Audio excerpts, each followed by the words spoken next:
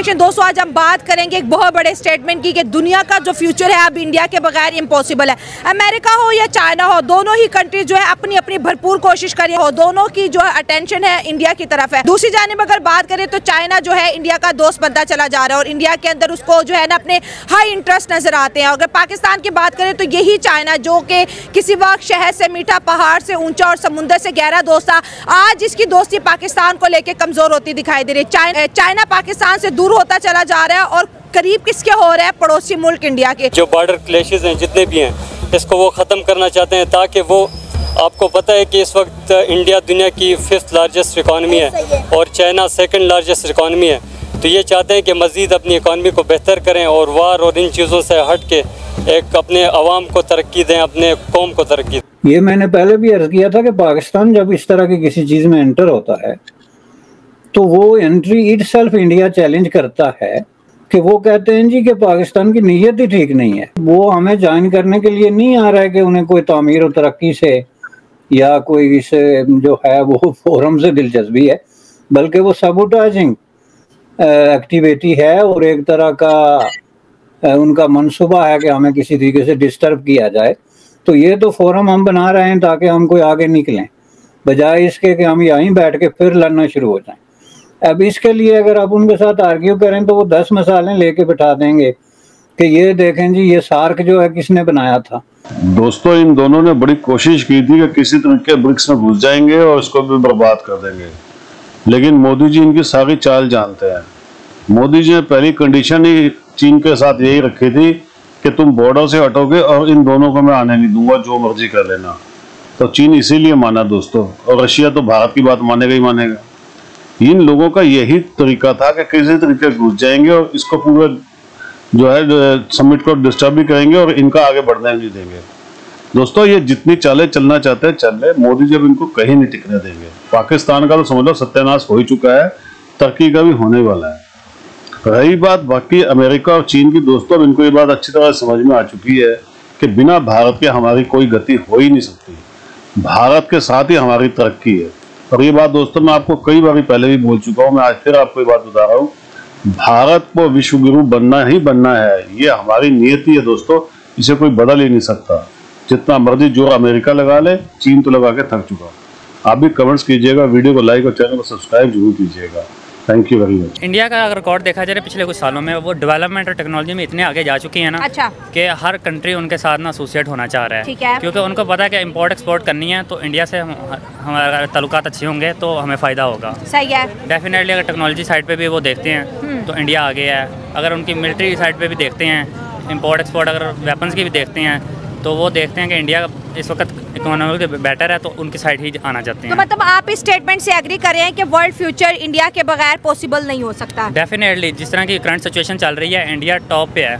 ठीक है। आगे हम समझते थे कि चाइना है, अमेरिका है, ये कंट्री ज़्यादा टॉप पे हैं, लेकिन अब जो सूरत हाल है उसमें इंडिया टॉप पे कंसीडर हो रहा है। अब वो कंट्रीज इंडिया की तरफ मूव कर रहे हैं कि हम इंडिया से हैंडशेक करें ताकि हमारा फ़ायदा फ्यूचर में हो। और बिल्कुल अभी ब्रेकिंग खबर ये है कि अमेरिका की कंपनी जो 6 साल पहले इंडिया के अंदर सब कुछ जो है बिसल कंपनी है जो कि क्लोज करके चली गई थी, वो वापस आ रही है। वो कंपनीज जो दुनिया के अंदर आप समझ लें कि एक बड़ा, जैसे आईफोन का हम बात करें या टेस्ला की बात करें, तो वो उनको भी अपना फ्यूचर अब इंडियन मार्केट में दिख रहा है। और डेफिनेटली जो री एंटर हुए हैं इंडिया में, उसकी रीज़न ही ये है, वो देख रहे हैं टेक्नोलॉजी में इंडिया जिस तरह आगे जा रहा है तो फ्यूचर में इंडिया से इंपोर्ट एक्सपोर्ट में करने में ही फ़ायदा है। दूसरे कंट्रीज इंडिया की तरफ मूव कर रहे हैं क्योंकि उनको पता है कि इस चीज़ में उनका फ़ायदा है। सर तो इम्पोर्टेंट चीज़ ये है कि चाइना हमारा बेहतरीन दोस्त है। हम देख रहे हैं कि चाइना के टर्म्स पाकिस्तान के साथ हर गुजरते दिन के साथ ख़राब हो रहे हैं। तो चीन की जो क्लोजनेस है वो इंडिया के साथ बढ़ती हुई नज़र आ रही है। लद्दाख के ऊपर एग्रीमेंट कर लिया, अब ब्रिक्स में जो है दोनों लीडर्स मोदी साहब और शी जिनपिंग की मुलाकातें रही हैं,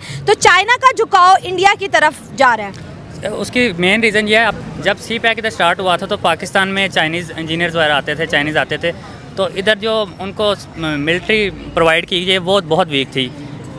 इंजीनियर्स पे हमला हुआ, बलोचिस्तान में जिस तरह के हालात थे, सी पैक पे आए दिन अटैक हो रहे हैं और वो तंग आके इस चीज़ से मूव किए हैं कि इधर तो हम सिक्योर ही नहीं है, तो इधर हमने फ्यूचर में करना क्या है। लेकिन अब चाइना ने देखा कि अब इंडिया के विदाउट वो चल नहीं सकते। हाँ। तो आपने ट्रेड करनी है अगर उनके साथ, तो आपको डेफिनेटली उनके साथ रिलेशन अच्छे करने पड़ेंगे। हाँ। तो इस वजह से अब वो इस साइड आए हैं कि रिलेशन बेटर किए जाएँ ताकि हम इंडिया में इन हो सकें। देखें ये बहुत बड़ी डेवलपमेंट है। अगर आप एशिया को देख लें, एशिया में इस तरह के जो कंट्रीज़ हैं, पाकिस्तान और इंडिया का बहुत बड़ा इशू चल रहा है, इसी तरह चाइना और इंडिया का बहुत बड़ा इशू चल रहा है कश्मीर इशू पे।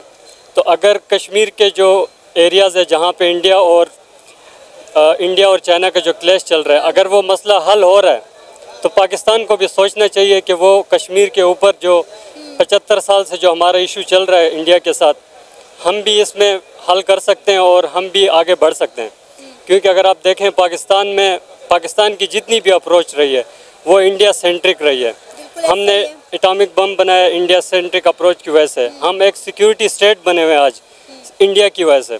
क्योंकि हम सोचते हैं कि हम जितनी भी हमारी इन्वेस्टमेंट है, हम बजाय एजुकेशन पे खर्च करें, डेवलपमेंट पे खर्च करें, ह्यूमन डेवलपमेंट पे हमारा खर्चा हो, हमारी सारी इन्वेस्टमेंट जाती है मिलिट्री डोमेन में। तो हमें सोचना चाहिए कि हम मतलब फ्यूचर में हम किस तरफ लेके चलें इस मुल्क में। अभी चाइना के बारे में क्या कहेंगे? जिस तरह चाइना और इंडिया ने LAC से अपनी फ़ौजें जो हैं वो वापस बुला ली हैं, क्या लगता है कि इंडिया और चाइना के ताल्लुकात आपको कहाँ तक जाते हुए दिखाई दे रहे हैं? क्योंकि डेफिनेटली चाइना एक अक्लमंद मुल्क है, वो हमेशा अपने मुफाद और अपने मुल्क की डेवलपमेंट के बारे में सोचता है। अगर उन्होंने इंडिया से 5 साल के बाद हाथ मिलाया तो कुछ सोच समझ के ही मिलाया होगा। जी देखें, इंडिया और चाइना दोनों की जो पॉलिसी है वो जियो इकनॉमिक्स पे बुनियाद है। हमारी स्टार्ट से पॉलिसी जियो पॉलिटिक्स पे बुनियाद रही है। हम मिलिट्री अलायंसेस में गए, हमने दूसरों की जंगें लड़ी हैं, ठीक है। अब चाइना और इंडिया के एक बहुत बड़ा ट्रेड वॉल्यूम है उनका, और ये जो उन्होंने अभी डिसीजन लिया है ये भी एक जियो इकनॉमिक्स उनकी पॉलिसी है कि वो ट्रेड को बेहतर करेंगे। ये जो झगड़े हैं जो कश्मीर इशू पे हैं, जो बॉर्डर क्लैशेस हैं जितने भी हैं, इसको वो ख़त्म करना चाहते हैं, ताकि वो, आपको पता है कि इस वक्त इंडिया दुनिया की 5th लार्जेस्ट इकॉनमी है और चाइना 2nd लार्जेस्ट इकॉनमी है। तो ये चाहते हैं कि मज़ीद अपनी इकॉनमी को बेहतर करें और वार और इन चीज़ों से हट के एक अपने अवाम को तरक्की दें, अपने कौम को तरक्की दें। ब्रिक एक बहुत बड़ा फोरम है, और अगर आप इसको इस वक्त कंपेयर करके देखें तो जो बड़े बड़े फोरम हैं दुनिया में 2-3, उनमें से एक है, और पोटेंशियल के हिसाब से तो कहीं ज़्यादा है। उसकी वजह जो उन लोगों के पास रिसोर्सेज हैं, पॉपुलेशन है, जो फ्यूचर के जो उनकी प्लानिंग है, उस सब को अगर आप सामने कर रख के देखें तो ब्रिक जो है is going to be a huge thing in couple of years, और इसमें इसको कोई रोक नहीं सकता। ये मैंने पहले भी अर्ज किया था कि पाकिस्तान जब इस तरह की किसी चीज़ में एंटर होता है तो वो एंट्री इटसेल्फ इंडिया चैलेंज करता है, कि वो कहते हैं जी कि पाकिस्तान की नीयत ही ठीक नहीं है। मैं स्टेटमेंट इंडिया की दे रहा हूँ कि इंडिया का इस पे मौक़िफ़ क्या है, कि वो हमें ज्वाइन करने के लिए नहीं आ रहा है कि उन्हें कोई तामीर और तरक्की से या कोई इस जो है वो फोरम से दिलचस्पी है, बल्कि वो सबूटाइजिंग एक्टिविटी है और एक तरह का उनका मंसूबा है कि हमें किसी तरीके से डिस्टर्ब किया जाए। तो ये तो फोरम हम बना रहे हैं ताकि हम कोई आगे निकलें, बजाय इसके कि हम यहीं बैठ के फिर लड़ना शुरू हो जाएं।